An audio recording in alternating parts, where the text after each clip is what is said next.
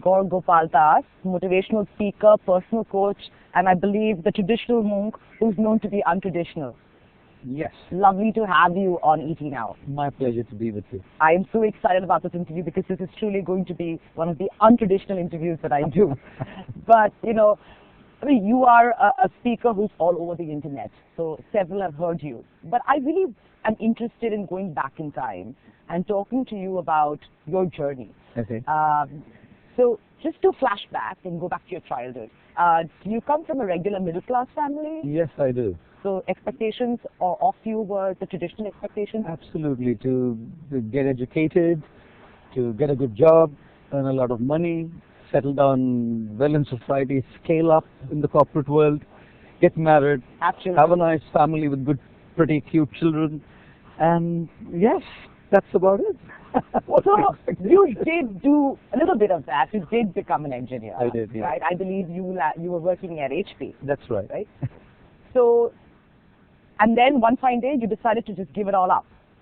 Is that how it happened? It wasn't one fine day, I would say. Okay. It was something that was organically growing within. Okay. It was something that was a deep calling from inside to do something different. Okay. Different as in contribute in a more positive way. There's many ways to contribute to the world. Okay. And I felt that by doing the regular things that people do, they're all contributing. Everyone's contributing in their own way to the society and to the world. I thought I wanted to contribute in a more different way in life, in lifestyle related issues, in spiritual guidance to people, sharing wisdom for which I would have to accept it, and to make that as my full-time career, if you might call it. Sure. Sure. Yeah. So this deep calling that you had, when did it really hit you? Because it's not very easy to, you know, give up a job where you're getting, you know, a sustained amount of income every month. Sure. You know, you have to be wired really differently Yeah. to want to give it up and take that risk of not getting money every month. Sure. And funding yourself, Yeah. and you know, seek an adventure of sorts, which you did. Yeah. So, at what point and what was this deep calling? You know, calling, a lot of people talk about. Yeah. But for, let's say, a regular person like me, Yeah. I won't understand it unless, you know, you give me some more clarity. Correct. I would say it's something like a guy falling in love with a girl. Okay. Okay. Nice. If you want to just talk about calling. Sure. You know that, have you heard that word kuch kuch hota hai? Yes. And there's something inside which cannot necessarily be worded. You tell a guy, आप equation लिख सकते हैं कैसा लगता है इसको देख के? हाँ. इसका equation क्या है? लग रहा है, अच्छा लग रहा है. You know, ask a girl, what did you exactly feel when you saw him first? That's so She'll say exhilarated. She'll say absolutely floored. Right. She'll say I just love at first sight. Now to quantify an emotion is not as easy. Sure. So if I would want to say what could be a very close parallel in terms of finding, saying what that calling was, Sure. it's a very consuming emotion, like a guy in love with a girl. Okay. And then that emotion is so consuming that the guy or the girl really doesn't look at what the repercussions would be. They take the plunge anyway. Yep. Okay. You know? Yeah. So similarly, I feel, for me, it wasn't something that kind of came at a certain point. It was something even in my early childhood. I had that spiritual incline. Even from when I would say I was like about 7, 8 years old. Wow. Something like that. That's some incline. No rationality to it. No reasoning to it.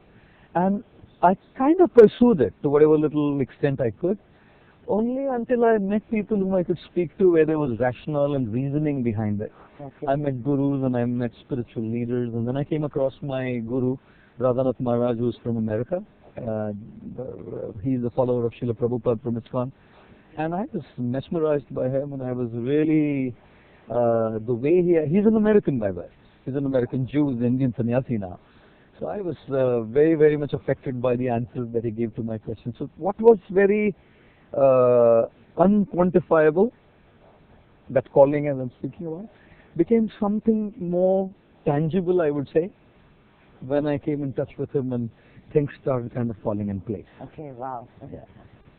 Great. So before I get into, you know, slightly more hard-hitting questions, I want to ask you a question that I think everybody has in their mind, but then you don't really bother answering Yep. them because nobody knows the answer. What is the purpose of life? Okay. The purpose of life, I would say, is four things. To put all of these four together. Number one, achieve. Achieve. Achieve. Most spiritual people say don't achieve. Yes, that's true. I don't believe in it. Number one, achieve. But also know that achievements can't satisfy. They can't fulfill your heart beyond a certain level. Number two, therefore, to fill in that gap, have meaningful relationships. Truly meaningful, genuine relationships. People. Beyond stuff and achievements, is relationships with people.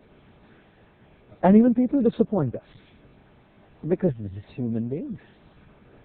Human beings, there's the disappointment in relationships. Therefore, then the third aspect is a social contribution, which is giving back, which is what stuff can't fulfill you. Even relationships may disappoint you. But there's something that you selflessly do for others without expecting anything in return, giving back, which fills in that another part of your vacuum. And fourthly, knowing well that with all three in place as well, life ends. It does end for us, harsh realities, but it does end for us. And none of these things can go along. This is when then we add the spiritual dimension to our lives. So to me, it's a combination of all these four. Achieve, to serve, contribute. But Swamiji, don't you think you have given the 5 pillars of how one should conduct their life? Right? I'm saying, what is the purpose? Correct. So the purpose is to lead this meaningful life. Okay. Which is a combination of all of these four. That's exactly it. If I could ask you, but why? Why? Yeah. Because at the end of the day, all of us look for one thing. Contentment. There's no exception to this across the globe. Everyone's looking for contentment. How people are finding it is different. Some find it through control, some find it through power, some find it through achievements. Sure. But then they see the shallowness with all after a while.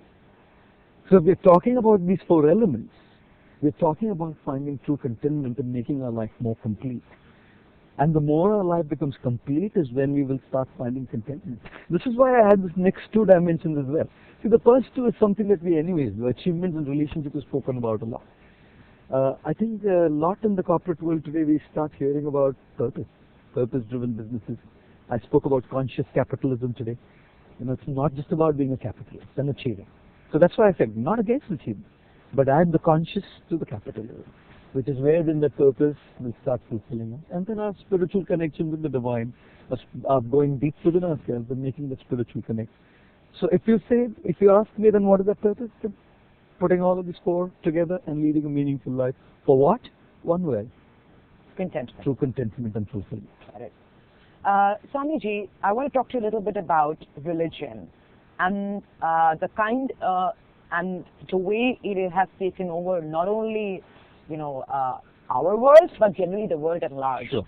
And the business of religion. Sure. Do you think today more than ever before religion is being milked like never before, and really it's become a business of sorts, and people are blindly also latching on, creating this rather inhumane environment, more classist than we ever saw. Mm-hmm. And if you think that, what is your opinion on that, and why do you think we are still combating religion, so to speak, across the world? These are world issues now. Yes. And do you think religion is the core cause of it, and hence should it be eradicated? Yes, I would say misinterpreted religion is the cause of it. Religion that is not understood rightly is the cause of it.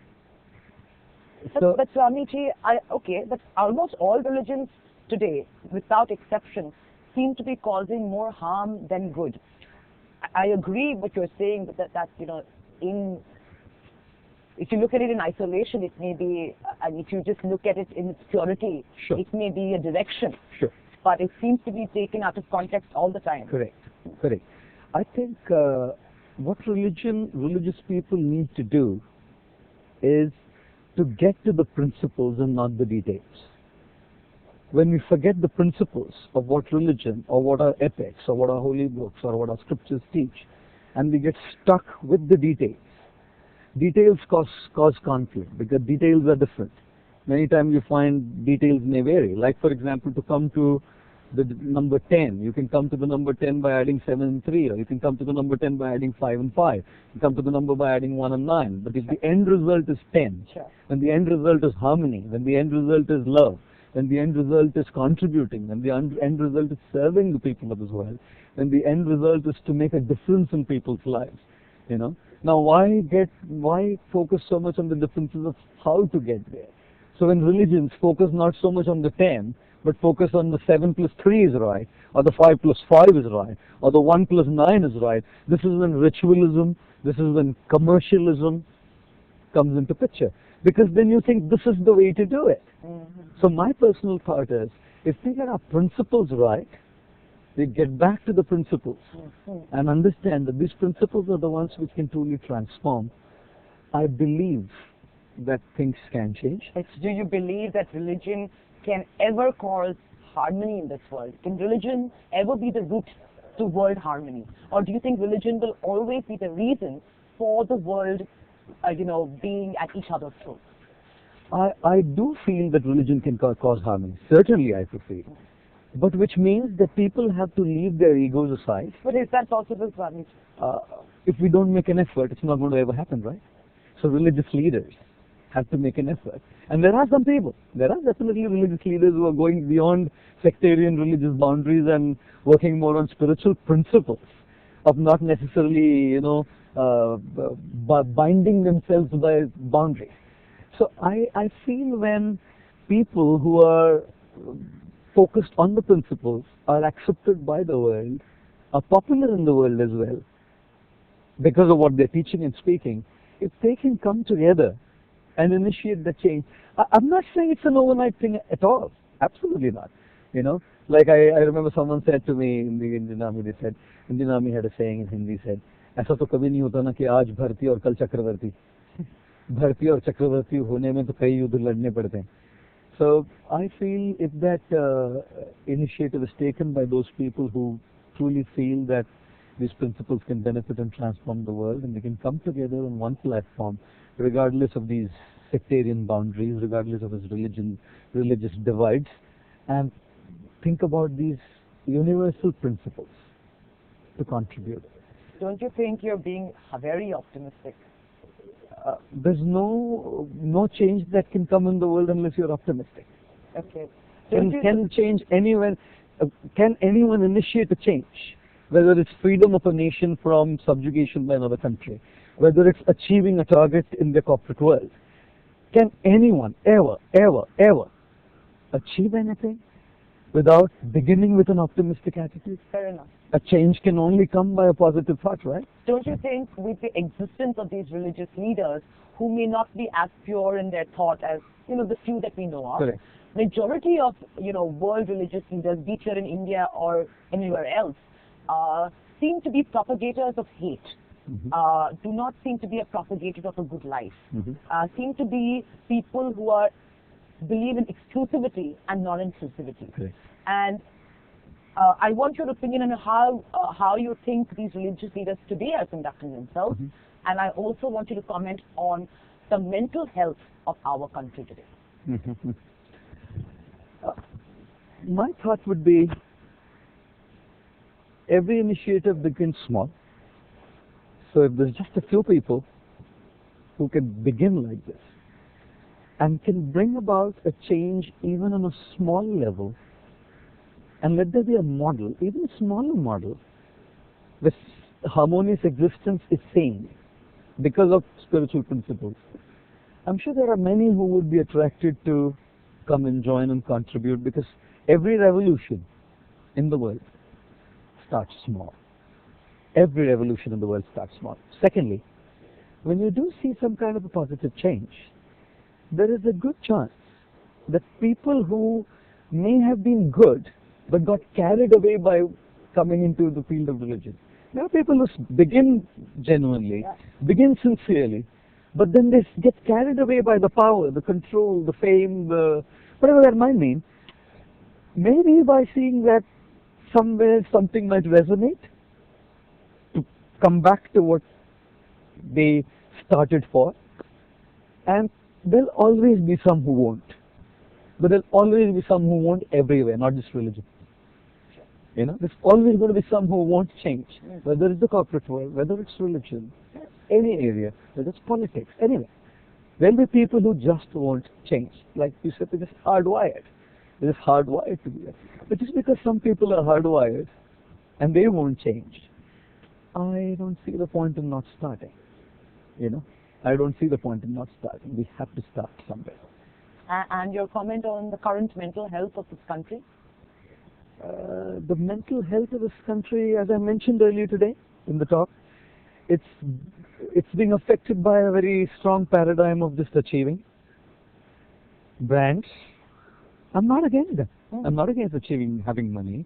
I'm not against having, if God blesses you with the best brands, what's the problem using them? I'm just saying that equating things with just material achievements is not what's going to fulfill and satisfy us, and is not going to change the way the country is. So my simple thought is, let's look back at the basics. We have those principles in this nation. We have those epics. We have those literatures. We have those books and scriptures. We have those gurus and acharyas and teachers and lamas and spiritual leaders who, unlike the commercial aspect of it, have those principles in place.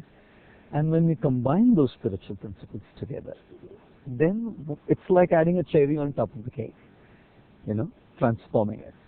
So I feel we really need to look at not necessarily changing our paradigm, but adjusting our paradigm. Swamiji, you're also a personal coach, so you coach a lot of people in power today who are, struggling to balance their lives. Yes. What would you say today would be the biggest problems that you see that whether it's corporate leaders or any other leader in any other space are facing today? What is their biggest dilemma? For people who are yet trying to get up there, Up there being?